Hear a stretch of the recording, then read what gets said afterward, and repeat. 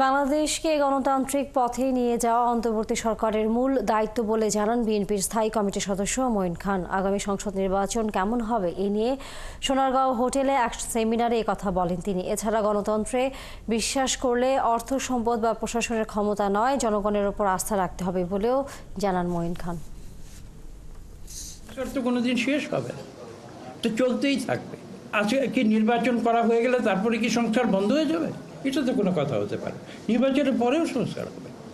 কাজে আজকে সেই দৃষ্টিভঙ্গি নিয়ে আজকে আমাদের এগিয়ে যেতে হবে। দলবাজি করে কতগুলো নেতার সঙ্গে নিয়ে আমি রাজপথে হাঁটলাম কিংবা বিরাট গাড়ি নিয়ে আমি চললাম, সেটা কোনো নেতৃত্ব নয়। জনগণের পালসটা বুঝতে পারে, যেটা বলে যে ঈশ্বর কি, এটাকে কি বলে, মানে মানসিক যে এটা যে বুঝতে পারে, উপলব্ধি করতে পারেন, তিনি হতে পারেন সত্যিকারের নেতা।